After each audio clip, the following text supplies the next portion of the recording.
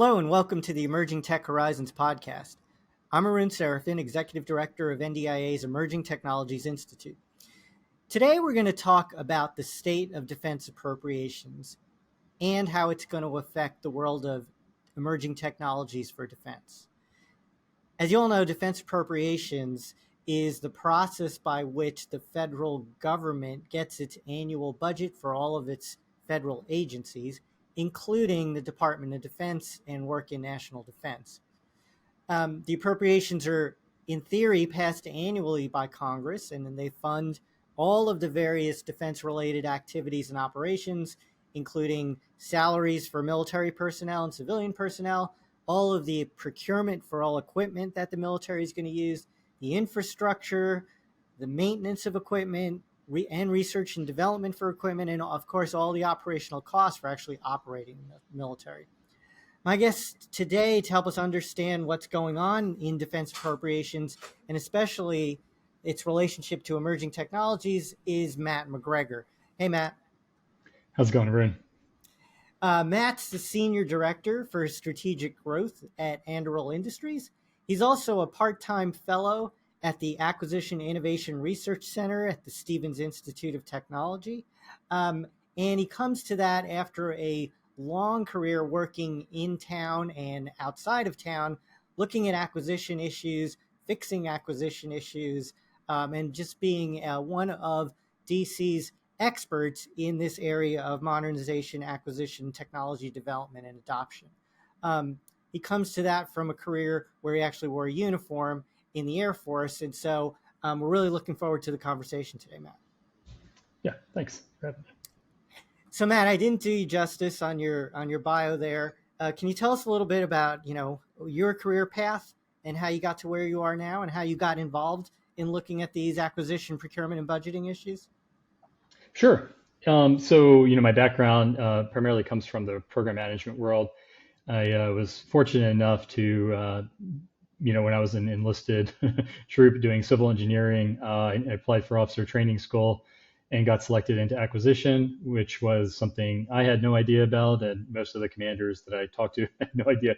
But it put me on this path to being able to do some really interesting things in the technology space and try to get some capabilities fielded, hopefully on faster timelines. Not that we were always successful back in the day, but it really gave me an appreciation for where acquisition could do better, where maybe we needed more flexibilities, and being able to operate in an environment that had very little flexibility and seeing that grow over the last couple decades, essentially, where now we do have some new tools, we have some new flexibilities, but of course there's more work to be done. But I was fortunate enough to be a PM on a bunch of different programs in the space, command and control, weather, air traffic control, and I was a deputy on the F-35 program. So I got a lot of good experience in the program management side, and then spent some time in the building, working budgets and congressional relations, and being able to sort of see the acquisition strategies from a higher level. So yeah, it's been a really good experience. And then I spent 4 years at MITRE doing some direct engagement with programs, so helping them support as they crafted new strategies, and then also supporting ANS on OSD staff as some of the reform efforts, such as a middle tier and software pathway, were rolled out and guidance. We got to help with some of the guidance with those pathways. So, yeah. One of the things you're working on now, which I'm a big fan of, is a Substack that looks at some of these defense acquisition and technology procurement issues. Can you tell us a little bit about the work you're doing on that? Yes, me and my colleague Pete, really give Pete the credit for starting it and getting it going. Pete Modigliani and Eric Lofgren too. Eric was probably the first major acquisition podcaster, and I got to support him on doing the kind of news roundup, and just really got to see that there's an appetite out there for understanding this space a little better. It's very confusing to outsiders. You kind of, every time you dig in, there's like some new term or acronym that's thrown out there. So yeah, it's nice to be able to contribute and help demystify some of the things and bring some insights on sometimes complicated reports or complicated budget documents. And hopefully our Substack, where we try to illuminate that, but also be an advocate for some of the reforms that we would like to see And yeah, really appreciate our membership and people staying interested in those topics. So. Yeah, and it's a great source of just even news on what's happening, what's the latest trend, what's the latest development, what's the latest legislation. And we'll make sure we drop a link to it in the text box for the podcast here. So it's actually the Substack that led me to think, boy, I should really talk to you about the state of defense appropriations and what it means for science, technology, emerging technologies, because you've written some great stuff about it in the Substack, which is probably really useful for NDIA members. So tell us right now, where are we with the state of defense appropriations and the NDAA? Right. So yes, the NDAA, as far as we know, is still in conference. There was fair alignment, I would say, on the NDA. They seemed there was convergence on a number of important areas, but on the and so yeah, so I would expect the NDA probably to come out soon and actually be voted on. But the approps bill, definitely there were some divergent opinions between the House and the Senate. So I do think that those negotiations, while it's great news they've agreed to a CR for 3 months, and that will get us through the election and then allow hopefully whatever the next administration is to be able to decide where that what that final budget looks like. But there definitely is some divergent views on how they see defense approps, and some particularly like with flexibility, areas of flexibility, with some of the priorities, and also the top line. So a big difference in the top line numbers that they're going after. So yeah, I do think that the final conference for the appropriators will probably be pretty sporty, and yeah, it'll be interesting to follow that as they progress there. Yeah, so like you said, while we're recording this podcast, a continuing resolution has already been agreed upon. We're covered through November, and so the government won't shut down. That's a good thing. In the meantime, the public, including industry, can see the state of play by looking at the two publicly available reports put out by the House Appropriations Subcommittee on Defense, the Senate Appropriations Subcommittee on Defense, which are a combination of lots of numbers, tables with accounts and amounts that each of these subcommittees decided that they would propose that the department uses as their budget, as well as lots of words, language, report language, which is more looks like a defense policy bill, more like a NDAA, in that it's giving guidance or opining on the state of affairs for various programs and initiatives in the department. So let's take apart some of that for a second here. We talk a lot about science and technology programs. How did the science and technology programs fare in each of these House and Senate bills, which are going to shape the conference?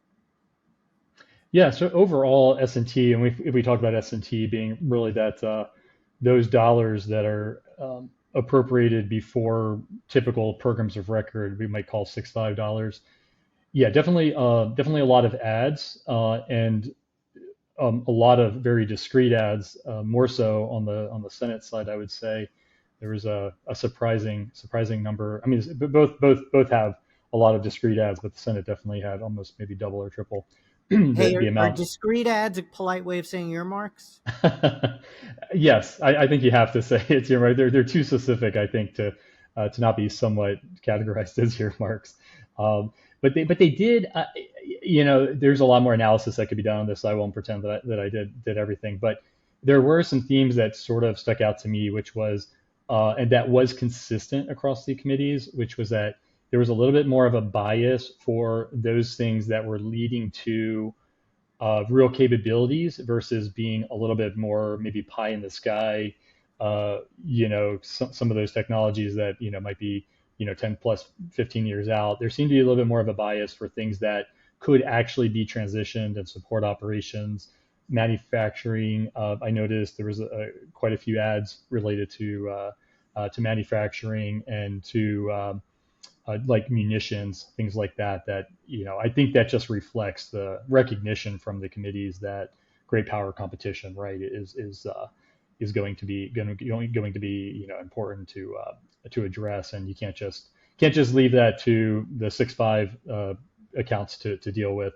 But yeah, for example, on the Army side, there was a lot of things focused on long range fires and C2. So C2 JAD C2 is getting has gotten a lot of press.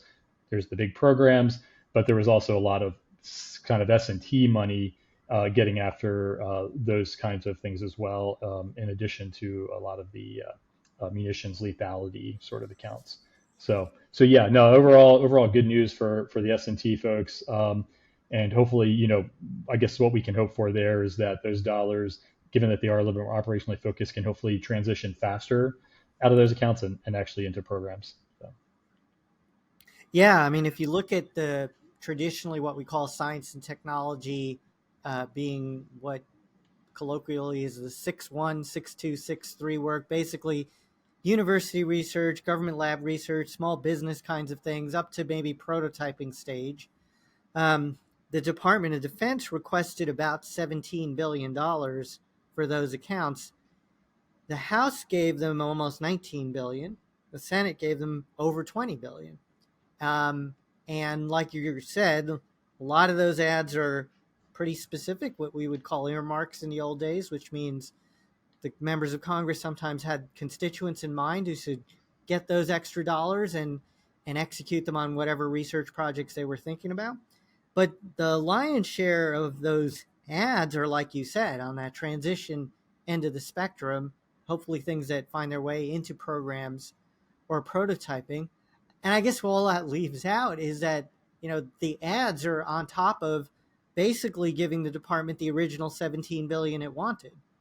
So, all of the kinds of activities that the department put in its budget request that they talked about in their congressional testimony, talked about in our S&T webinar with Undersecretary Hsu and all the S&T executives, most of that completely survived in both of these bills and likely will survive into the conference.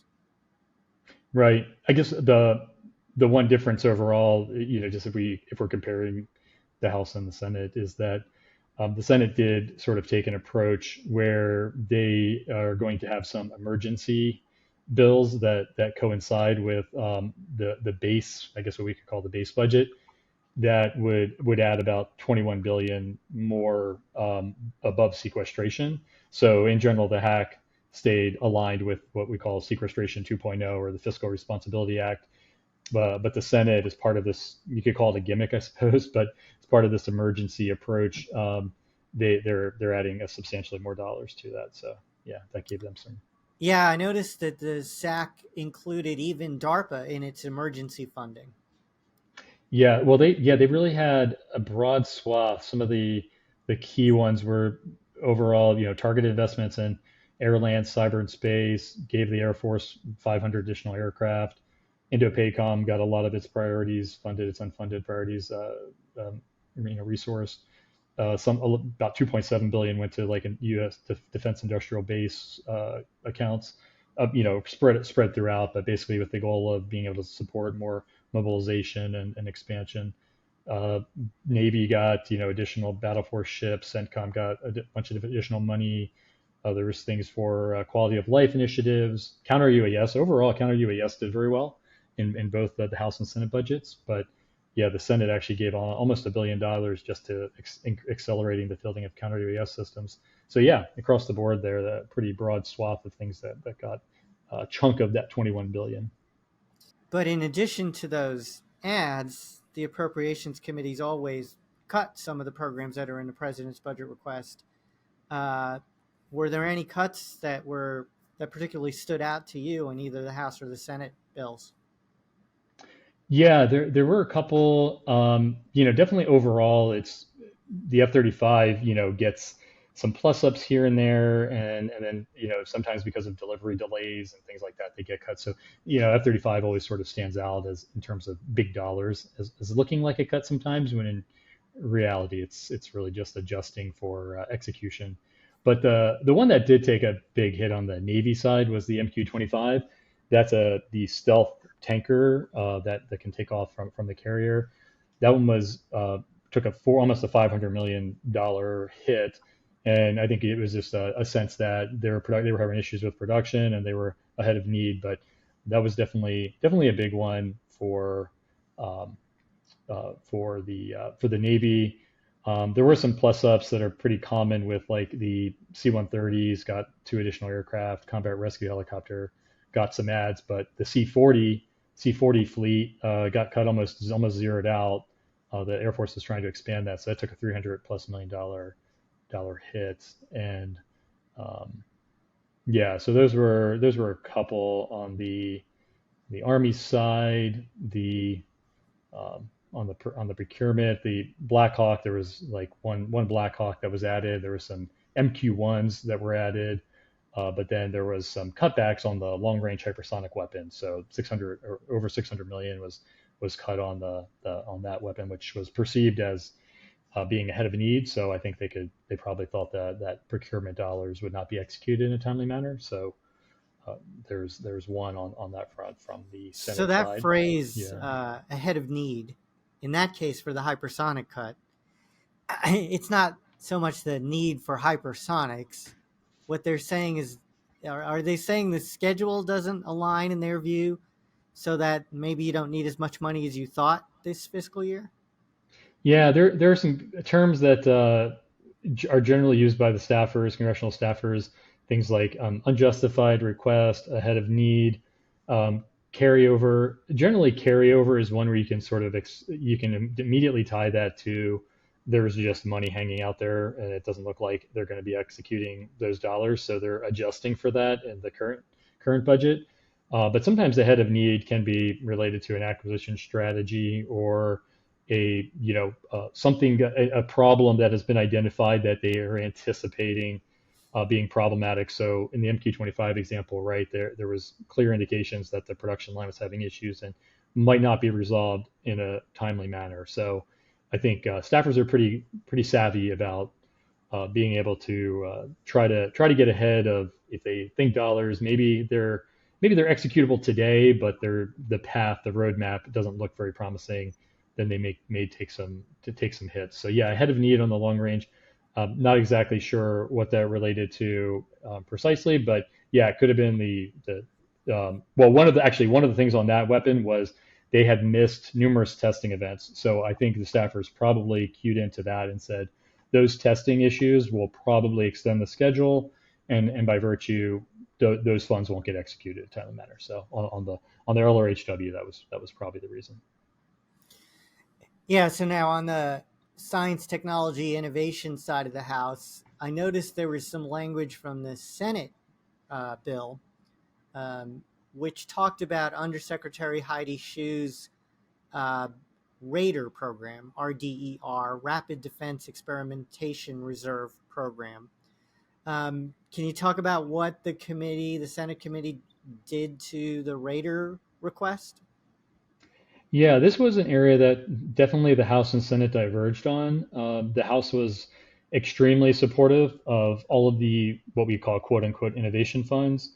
So significant plus ups to DIU, full support for all the Raider funding requests, full support for rapid prototyping program, for defense innovation acceleration program. So the House was supportive plus, you could say, whereas the Senate side was fairly skeptical, and some of the concerns that they raised with Raider was that, for one, they didn't think it really accelerated fielding outcomes like it was promised. They made the comment in the report that less than a third of the programs actually have graduated and become real programs. And that most of them didn't have dedicated service funding in the 25 budget to support the efforts to date. So I think overall high level of skepticism, and there was also a feeling that the Raider funds were being used for Replicator, and that there was a sort of merging of those two efforts where they could not discreetly tell the difference between what was being really going into Raider and what was going into Replicator.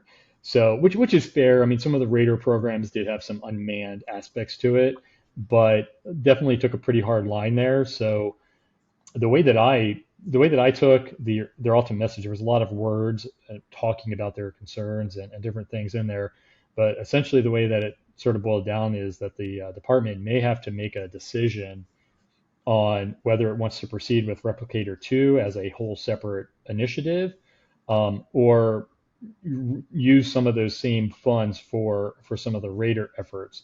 So it sort of seemed like the Senate was giving them a choice on, we're not going to support this, huge amount of dollars going to Raider and this huge amount of dollars going to Replicator. There's going to have to be some trade-offs there.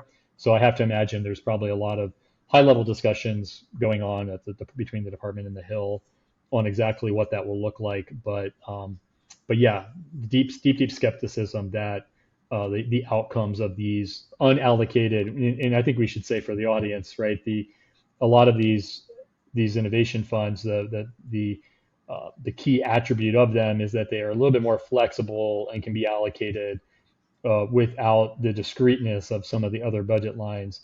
And I think the Senate has been a little bit more skeptical about those open-ended funds, and they definitely demonstrated that here. Yeah, so I think from a congressional staffer's perspective, they're almost like sort of trust me funds, where you give money to the Pentagon bureaucracy and they tell you, trust us, we'll do clever things with them. And staffers are trained to be skeptical of that sort of thing. And that more traditional programs, in the request and in the briefings to the Hill and in the testimony to the Hill, you hear a lot more about how the money is actually going to be used. I guess the pushback on that is, in a world where technology is moving so fast, in a world where threats are moving so fast, the department feels like it needs a little more ability to move money around to meet those threats. And that's always where there's been some tension. Yeah. It's interesting to me, though, it looks like they fully funded, both on the Senate and House side, the request for a Replicator, you'd call it, I guess, Tranche 1, the first set of the unmanned systems. Yes. They talk about wanting to have the department make a choice between Replicator Tranche 2 and the Raider accounts, ostensibly to conserve money, and simultaneously they create emergency funds to fund things like Darpa, which is an emergency. So there's a little bit of self-tension in all of that. No, for sure. Yeah, because if you just look at the DoD-wide RDT&E account under that emergency, those emergency ads, it's 1.2 billion. It's one of the biggest ones, across all the lines. So, generally defense-wide RDT&E is more innovation-oriented kind of funding, and yeah, the emergency ad would give them an extra billion plus. So on the other side of the Hill, the House Appropriators, they did some interesting things, I thought, with DIU. Do you want to talk about how they're handling DIU, also another innovation program? Right. So they were very supportive of DIU, and had some significant budget increases. The DIU budget, just if people aren't tracking, it's sort of broken down into three main buckets, which is a budget activity 3, so a little bit more earlier research. Some of that is for engagement with academia. And then there's like a budget activity 4 bucket that's a little bit more getting after closer to, being able to field some of those things and mature like cyber projects or other lower tech things and actually do prototyping and maybe roll that into experimentation. And then there's actually a fielding line. So the fielding line in particular got some significant increases, about a $600 million increase across multiple areas. They also added $240 million for projects that services things that were directly tied to the services. They had $200 plus million for combatant command support. So all the various projects that the combatant commands would like to go after, but maybe that are not currently programs of record. DIU can actually start to get the ball rolling on that. And they had some like discrete things like small craft, electric propulsion, $100 million for that, and some other cats and dogs. But yeah, overall, very supportive, building on the hedge fund that was the almost $1 billion hedge fund from last year that the DIU has been putting to great effect. And then also adding to the accelerating procurement and fielding of innovative technologies, what's often called the Appfit Fund. HACD added about $300 million to that. So Chairman Calvert's been a huge advocate for that. I think we've seen that be very effective, and and help get some things going that maybe would have gotten stuck in the PPBE process for multiple years. So yeah, I think Appfit, DIU, CDAO, Office of Strategic Capital, all of those innovative organizations did very well on the House side. Yeah, and a lot of those funds are going to try to fill in what people call the valley of death, right? The transition Mm-hmm. piece that from DIU or DARPA to the service acquisition programs, even the transition from R&D to procurement for something like Appfit. And so it makes it look like they're trying to go after this very traditional uh, companies, programs getting stuck between these different phases of development, which is a promising development. The other thing I thought that was done, which was interesting, and this is back on the Senate side, uh, looking at the DARPA budget, there was really a desire to give DARPA a little more flexibility in the structure of its budget. Do you want to talk about that? Yeah, that was interesting. They essentially seemed to say that um, that it was a little bit of a mixed bag. I will say it was like part of it was saying that DARPA needed to be given more flexibility, but then they were also saying DARPA was under budgeting sort of the indirect costs and like program initiating costs, and that they weren't allocating them correctly. So like half of it was we're going to do a GAO report on you because you're not allocating costs appropriately, and then on the other side, they kind of acknowledged that they needed more flexibility because they're like applying some of these overhead, across so many different projects, and they need a little bit more flexibility to move things around because they are going after some pretty innovative stuff, and they do reviews, right? DARPA does these tech reviews, and they'll end things, right? If it's not working out, they'll end things a lot faster than the traditional system will. So yeah, they were able to essentially, I don't know if DARPA negotiated this directly. I have to imagine there was some discussions at least, but it resulted in a 60% reduction to the number of DARPA budget line PEs. So that's definitely going to give them more flexibility, but also just make their life a lot easier in terms of being able to, like, if they see something that is very promising that comes up in year of execution, if it can fit within that broader PE, the coverage of that gives a little bit more leeway for starting new things, then that may also help them be able to get after stuff a little bit earlier rather than having to wait for the next budget cycle. So yeah, very very promising. I think that will hopefully that's something we can replicate across other accounts in the coming years.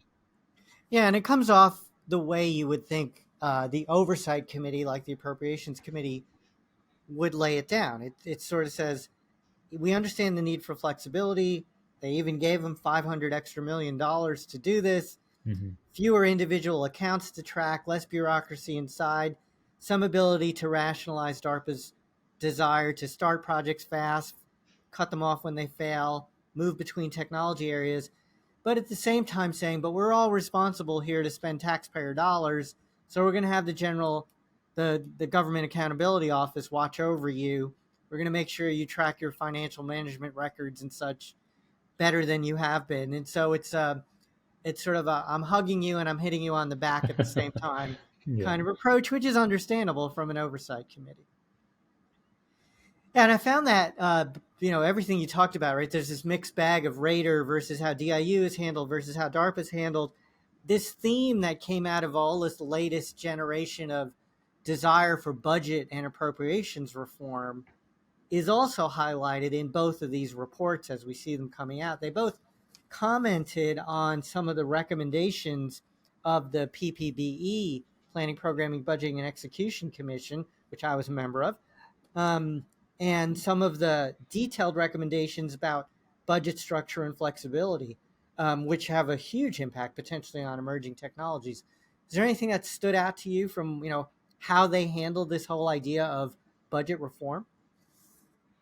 Yeah, I mean, you're right. There definitely was some talk about it. I think I think both committees felt the need to express their viewpoints on how far they were willing to go right now. And what I took away was essentially that they're willing to make some small steps in the right direction, but that any radical steps, and yeah, bravo to you, Arun, and the PPBE Commission team, because I think you came up with a number of very substantial recommendations that I personally would have loved to have seen be implemented immediately. But the message that I took away here is that this will be a little bit of a slower kind of approach. On the House side, they were pressing the Space Force to come up with some portfolios, and it wasn't in the report specifically, but they are working with the Navy on some portfolios that can maybe be palatable to the committees. On the Senate side, they had done some work with the Army to get some of their other procurement accounts consolidated. So it does seem like budget line reduction is one of those areas that's very promising right now across both committees, moving into maybe a little bit more of a portfolio management world where there is a little bit more flexibility within discretely defined capability areas. But overall, from the Senate side, I think there was also some clear red lines sort of laid down to say we're probably not going to give you some massive new reprogramming authorities. We're not gonna. They specifically kind of called out we're not going to increase caps on existing authorities, and they're probably not going to give too much leeway on new starts, being notified for new starts and going through the ATR process for new starts. I think the feeling was that they've been pretty fast with those. They process pretty quick, and it's actually more on the department to improve their processes, and less on the Hill. So yeah, there was a little bit of give. I would have liked to have seen some increases in the BTR thresholds. The They're below still threshold, the ones that they don't have, the ones that the Pentagon doesn't have to come to Congress for prior permission for. exactly right. So those ones that could be executed by a PEO or some acquisition executive or FM executive. But yeah, those stayed at the 15 million across all the approvals.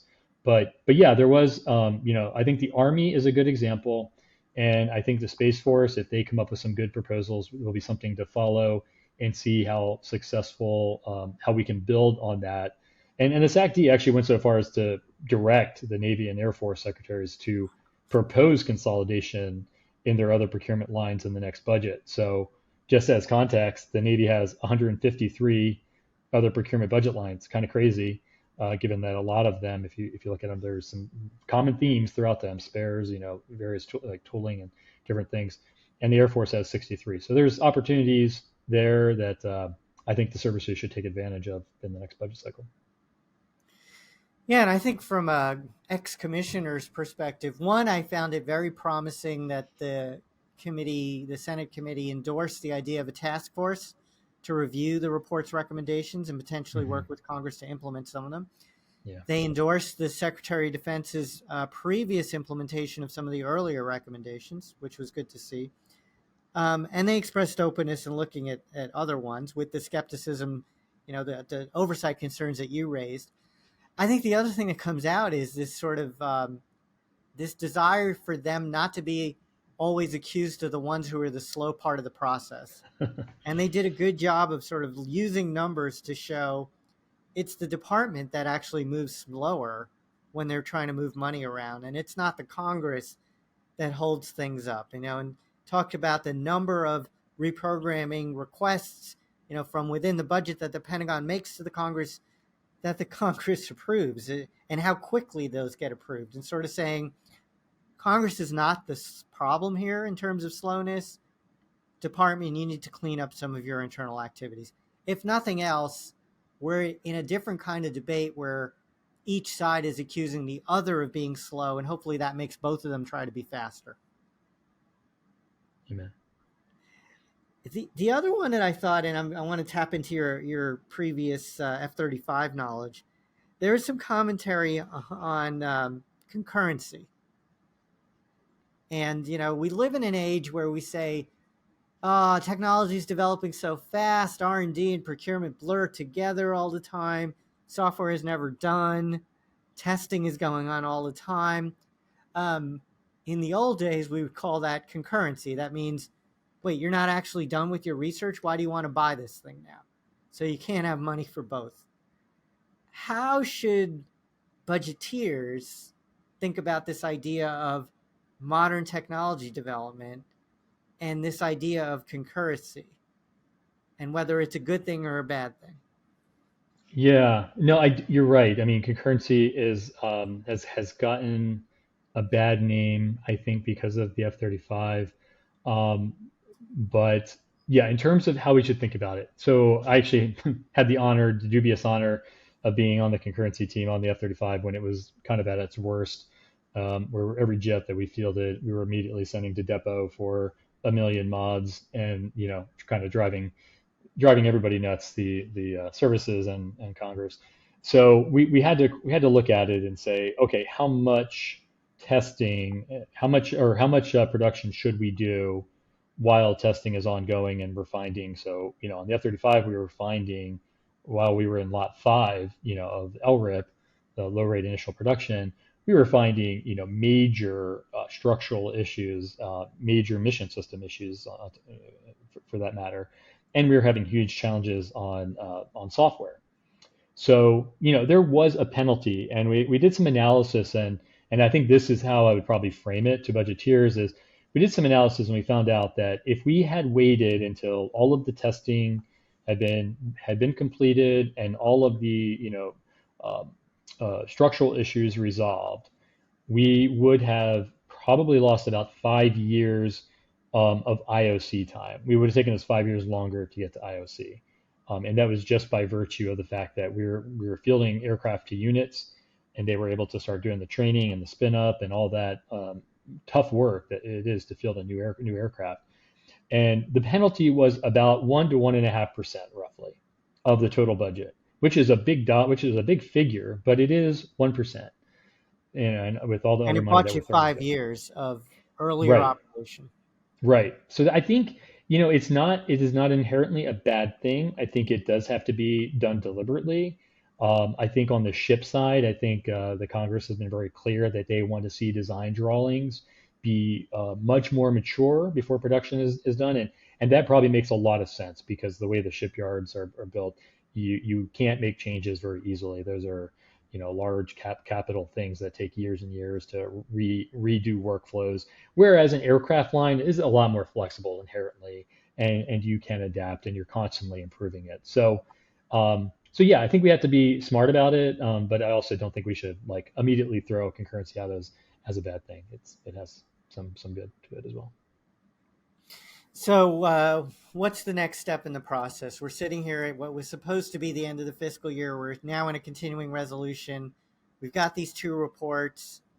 What's going on now? When should we expect to see the next thing happen? Is there anything defense industry and outside people can do to influence the process at this point? Well, I mean, I do think, yeah, every time I've ever engaged with a Hill member in the past decade, it almost always starts with an apology for the continuing resolution. So I don't, yeah, I think we can. I think they've gotten the message. There's a lot of articles been written, and I feel like they get beat up every time. So they know there's some dysfunction there.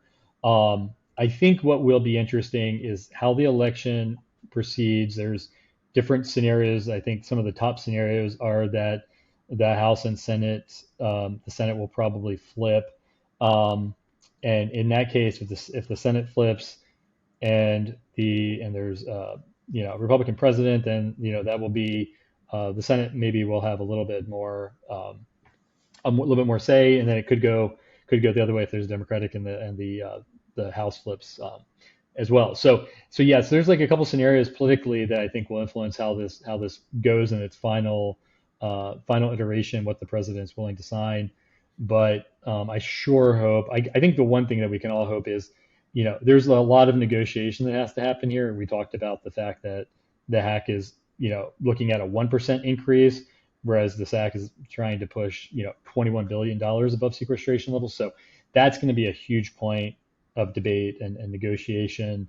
There's a lot of differences in some of the accounts that, very divergent views about what's the right priority for the Pacific. So that's going to be a huge debate. But ultimately, I think what the services and DoD should hope for is that we don't have to have a year-long CR. And I think if we can avoid that, I think we can declare somewhat of a success. I think we could definitely do better. But if we have to do a year-long CR, there's going to be a lot of second and third order effects that are really damaging. And some of those have been documented very well. But we have a lot of new programs. There's a lot of modernization going on. And every time there's a year-long CR, that puts a lot of that on the back foot. It makes it harder to execute in a timely manner. So I think that's what I personally am hoping for, that we can avoid that. And hopefully this 3-month CR will be the end, and we'll be able to get something permanent after that. And during this time of finishing up a conference, waiting for the big picture issues to get resolved so you can get out of the CR and finish the appropriations and the NDAA, it's classically a time where the outside groups, the industry groups, the individual companies have great difficulty influencing the process, and that's probably for a reason. Mm-hmm. I guess what I would say from my experience on the Hill is that really at this point, the staffers and the members who are negotiating the final conference bills, NDAA or approps, have heard about all they need to hear. There's still some dialogue with the Pentagon on technical issues and what's an executable number and which word makes this legal authority work and this word does not make the legal authority work. So I guess the way I would say it to industry would be, look, if you see something that's technically a challenge because of the way it's phrased, and you want to warn people, please try not to phrase it that way because it's going to cause us problems in how we try to run our programs. I think that kind of information is still useful, but you're probably fooling yourself if you can think you're going to talk them out of either an NDAA provision or a big cut or a big add that they've made. That negotiation is going to go on between the House and Senate as they resolve their differences, and the outside world has very limited ability to influence that. Yeah. So the best way to track all of this as it goes forward is, of course, to read the Substack. So how do people subscribe to it? Sure. So if you go to Substack, substack.com, and look for Defense Tech and Acquisition, you should see Pete Medigliani's name pops up. He's the owner of that stack, and I'm the one of his main contributors, I guess you can call it. And so yeah, if you go to Defense Tech and Acquisition, it'll pop up, and yeah, we'd love to have you subscribe and be part of the community. And we always appreciate feedback if there's something we're not talking about that you would like to hear more about. So. Yeah, we here at ETI use it. We think it's great. I commend it to everybody. We'll definitely put the link in the text box. With that, Matt, I want to thank you for this great conversation. Very informative. A lot of interesting ideas you brought up in it. Appreciate your time. Thanks, Arun. So I want to thank everyone for listening to today's episode. Remind you to visit ETI's website to sign up for all of our activities. Get on our mailing list, register for our webinars, our events, our educational offerings, including our Tech 101 series. If you enjoyed this podcast, please don't forget to hit the like button and subscribe to the channel. Stay up to date with all of our latest content. A special thank you to Melanie Yu and Daniel Park for producing the podcast. Thanks again, Matt, for joining us. Thanks. And thanks, everyone, for tuning into Emerging Tech Horizons.